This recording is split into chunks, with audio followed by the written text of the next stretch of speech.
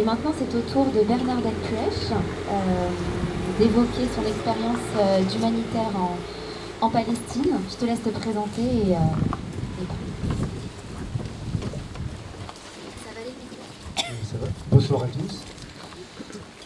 Mon expérience de la Palestine a commencé en 1998.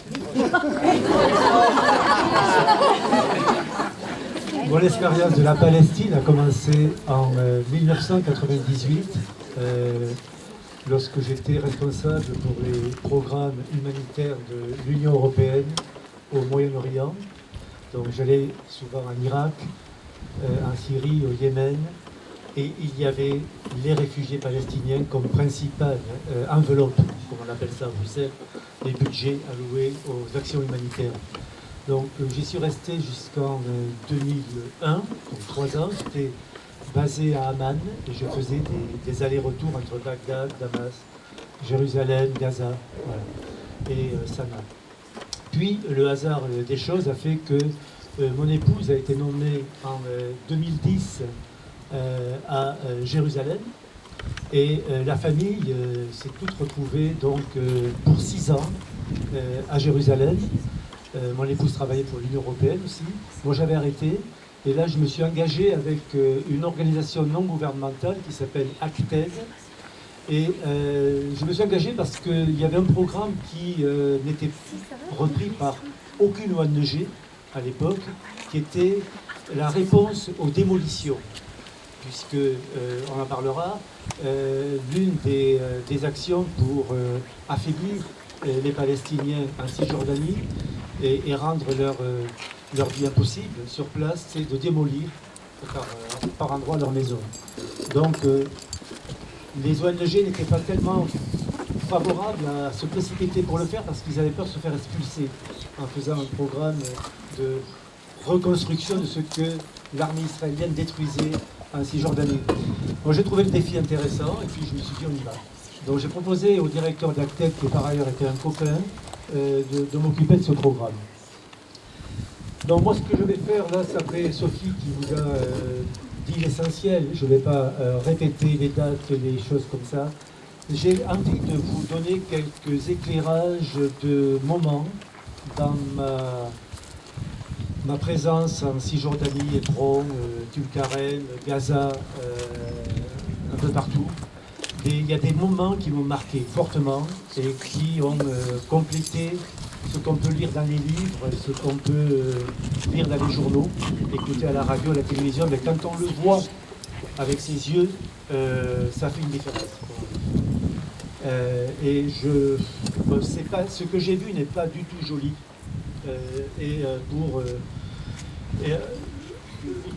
C'était pénible, c'était par moments difficilement supportable. Je vais essayer de vous donner ça sans trop de mélo, mais vous dire très simplement.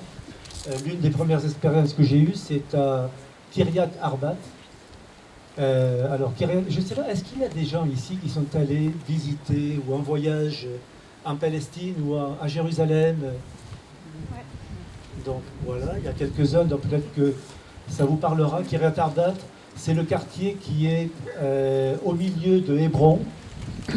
Depuis maintenant 1968, il y a eu un retour de Juifs qui ont voulu s'implanter au milieu de cette ville palestinienne. Ça a créé une situation détestable par beaucoup de côtés, une militarisation absolue de la ville. J'ai amené des images, mais peut-être qu'on ne pourra pas voir très bien sur l'écran.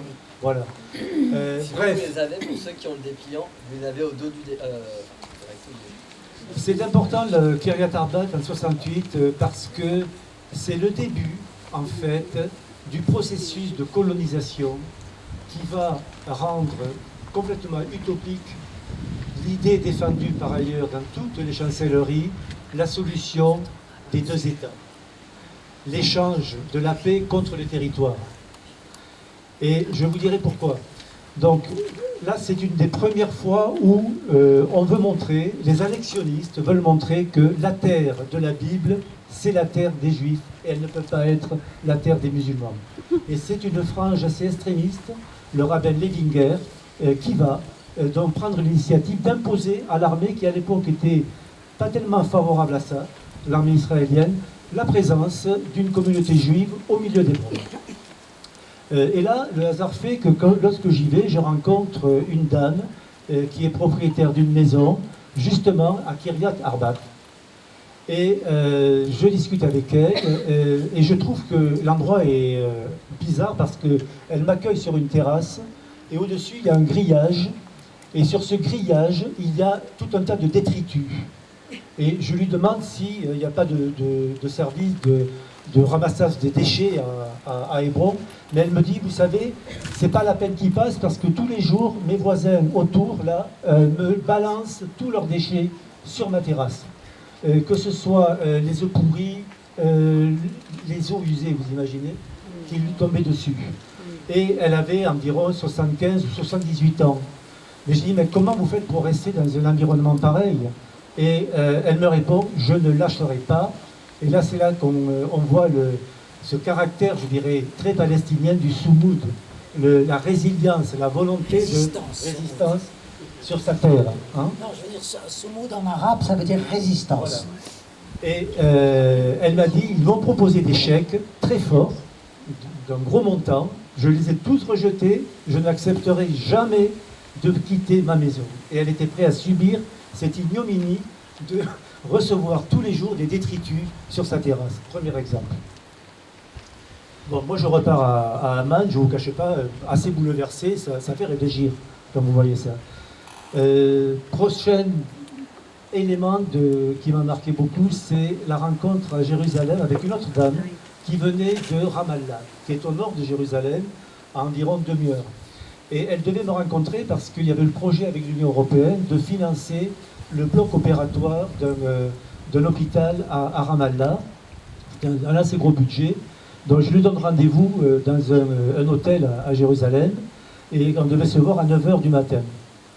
10h, personne, 11h, personne, et à midi, je vois une dame d'environ 50 ans, 60 ans arriver, essoufflée, qui s'assoit en jetant son sac comme ça sur la table, et qui me dit en anglais, j'en peux plus, j'en peux plus, j'en peux plus. Moi j'ai dit, vous prenez quelque chose, un thé, etc. Ah, non, vous ne pouvez pas savoir. Alors ce qui lui était arrivé, c'est qu'elle avait, pour rejoindre Jérusalem, elle devait passer le poste, le checkpoint de Calandia. Alors il y a beaucoup de checkpoints en Cisjordanie, il y en a en gros 850, oui, 850 checkpoints, dont 150 ouverts jour et nuit, 24 heures sur 24. Est-ce que je peux mettre pour un territoire qui ne dépasse pas la Seine-Saint-Denis, en gros, hein, comme superficie? Donc, Calandia est connu pour être l'un des checkpoints les plus difficiles à passer. Et elle m'a expliqué pourquoi elle avait eu un problème.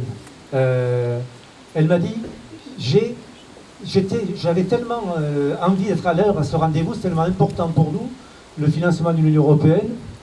Le jeune soldat israélien qui me regardait le passeport ne me le rendait pas. Et j'ai fait ce que nous savons qu'on ne doit pas faire. Il ne faut jamais regarder un jeune soldat israélien en levant la tête et dans les yeux. Et malheureusement, je l'ai regardé dans les yeux en levant ma tête. Il s'est vengé, il a pris mon passeport, il est allé dans sa guérite à côté et il est revenu 2 heures après. Donc ça, elle m'a dit, they will kill me step by step. Ils me tueront à petit feu. Voilà ce que ça voulait dire. Je vous raconte ça pas pour vous faire pleurer, mais quand vous lisez dans les journaux occupation israélienne de la Cisjordanie, c'est des mots qui sont un peu abstraits. Et là, quand vous avez ce type de témoignage, vous comprenez la réalité quotidienne de la vie impossible qui est faite pour les Palestiniens qui vivent là-bas. On leur vole non seulement le territoire par grignotage, on leur vole le temps. Vous ne pouvez pas imaginer la vie quotidienne d'un Palestinien quand il doit aller d'un endroit à l'autre, c'est des heures. Et des heures souvent passées avec quelques moments d'humiliation. Il faut sortir de la voiture, mettre les mains sur le plafond de la voiture, se faire fouiller. Ça dure depuis maintenant 1967. Ça fait quand même longtemps.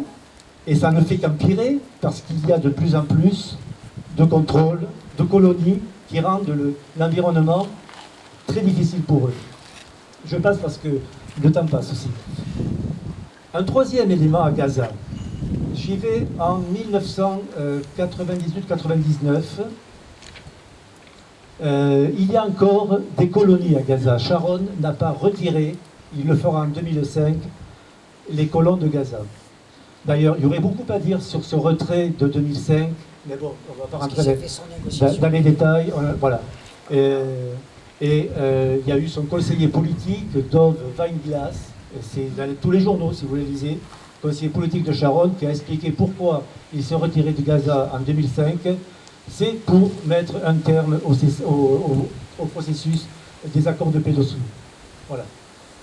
On déblaye le terrain à Gaza, on va faire une clôture tout autour, une enclave, et on va mieux s'occuper de la Cisjordanie.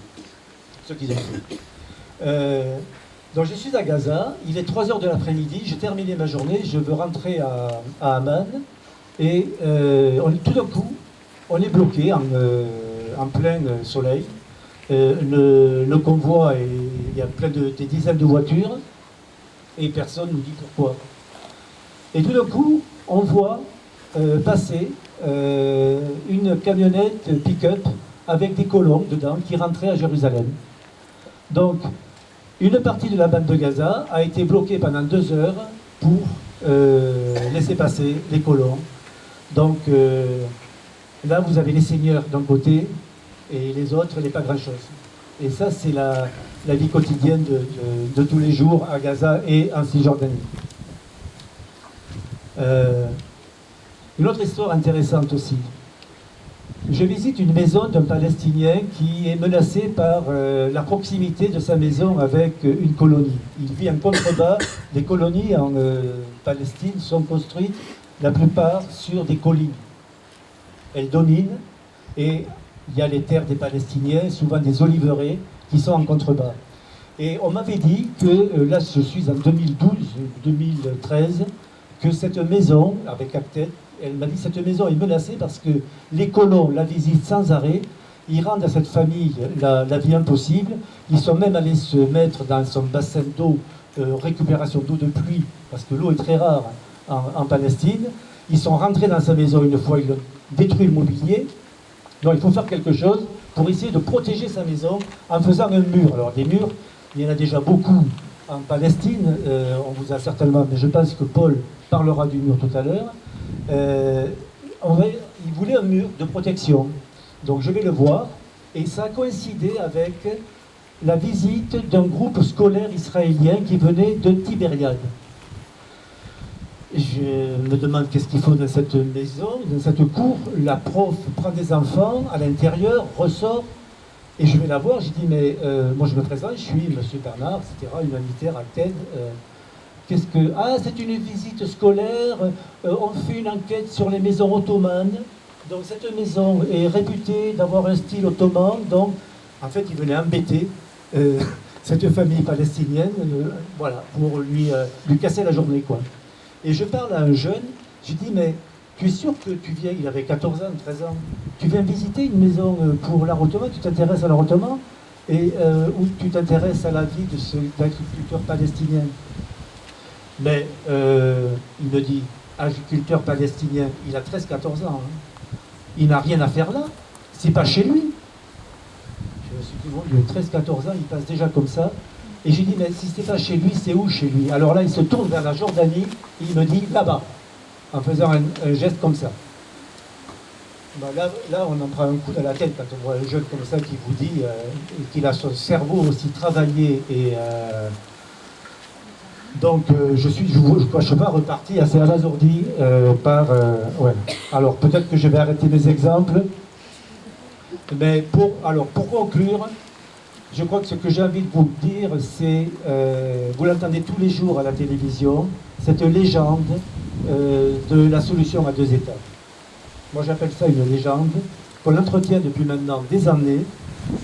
C'est l'hypocrisie parfaite des diplomaties qui, dans l'impuissance volontaire ou pas de ne pas imposer une vraie solution de paix, se cache derrière des mots qui ne veulent rien dire. Pourquoi je dis ils ne veulent rien dire? Parce que moi, quand j'ai commencé à aller en Israël, c'était un voyage touristique. Je revenais de Kaboul à l'époque, en 79, il y avait 80 000 colons. Je suis revenu à Jérusalem en 98, il y en avait 200 000.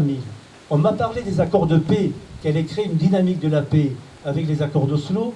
Entre Oslo et aujourd'hui, on est passé de 200 000 à 700 000, plus 200 000 colons à Jérusalem, total 900 000. J'en ai parlé avec Charles Anderlin, qui est le journaliste correspondant que vous avez peut-être connu à la télé. J'ai dit, qu'est-ce que tu en penses, Charles, de cette situation? Mais il me dit, ils ne feront rien, ils resteront là, parce qu'aucune armée israélienne n'osera aller s'en prendre aux colons qui sont surarmés. Aucun chef d'état-major ne voudra déclencher une guerre civile. Ils sont là. Alors comment voulez-vous concevoir, à moins qu'on demande à M. Macron, M. Merz maintenant en Allemagne, ou tous ces gens-là qui parlent toujours de la paix à deux États, il faudrait leur poser la question. Et j'attends le journaliste qui, un jour, devant eux, dira « Mais, Monsieur le Président, pouvez-vous me définir qu'est-ce que vous entendez réellement par État palestinien? Un État réel, souverain, qui contrôle ses frontières, l'air, qui a une armée, vraiment souverain? Ou est-ce que c'est un État bantoustan, comme on dit, un État municipal, maître de Ramallah, maître de Naplouse, maître de Hébron, et voilà? Est-ce que c'est ça l'égalité dans un rapport politique, ou est-ce que c'est encore un rapport de soumission? Donc, je vous le dis, moi, ce n'est pas une question de croyance, mais factuellement, il est impossible qu'il y ait une solution à deux États si on respecte le mot État dans sa valeur plénière. Ou alors on a un État défini pour les Palestiniens. À ce moment-là, je ne vois pas dans quelle mesure il pourrait être accepté aux Nations Unies. Voilà, j'en termine là-dessus pour laisser un peu de place à Paul.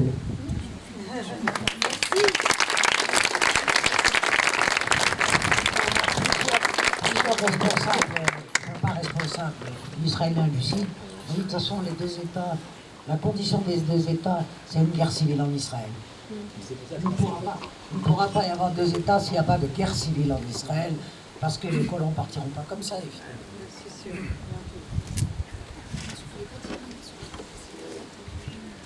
Ah oui. Non mais, on va y rester jusqu'à minuit, là. Si, Bon, alors, ma dernière rencontre à Jérusalem a été avec le consul. Je suis allé le voir pour lui dire pourquoi je démissionnais d'Acted. Faire le pantin humanitaire, à aller construire des maisons pour les voir 2 jours après démolies, puis reconstruire le lendemain, l'avoir et faire ça pendant, j'ai maintenant 59 ans. Bon, moi j'ai plus de carrière à défendre, j'ai plus de trucs, mais ça, cette comédie de l'humanitaire en Palestine, ça suffit. Assumez vos responsabilités, ayez le courage de faire votre travail, ne pas vous dédouaner avec un chèque humanitaire pour faire croire qu'on fait quelque chose alors qu'on ne fait rien. Et c'est plus grave que ça, c'est que faire croire qu'on aide des Palestiniens, c'est pas un problème humanitaire la Palestine, c'est un problème politique, un problème de bataille pour la terre. Et on se défausse là-dessus avec de l'humanitaire. Donc, faire ce que j'ai fait, quelque part, ça va assez loin dans la conclusion, mais je vous le dis, j'étais très mal à l'aise avec ça parce que je me suis dit que j'étais quelque part, peut-être, complice d'une occupation, parce que ça donne des alibis à ceux qui croient qu'on fait quelque chose et qu'on ne fait rien. On ne fait que perpétuer un État qui, en fait, affaiblit jour après jour les Palestiniens.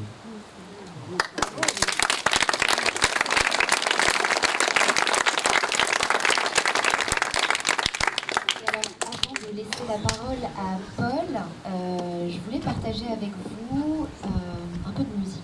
Ouais. Parce que la Palestine, c'est aussi ça.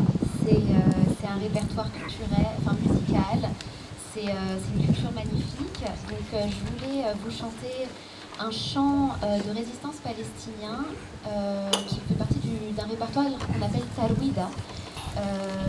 Et en gros, ce sont des chants au langage codé qui ont été écrits et composés pendant le mandat britannique, et notamment au moment des révoltes des villages palestiniens contre cette colonisation britannique. Donc pour faire passer les messages de village en village alors que la communication était interdite, les Palestiniens et notamment les femmes palestiniennes ont composé des chansons. Non. Tu m'en parleras? Oui. Et alors, la fin des mots était modifiée et on y ajoutait la consonne L. Voilà, pour faire passer les messages. Donc voici un premier chant.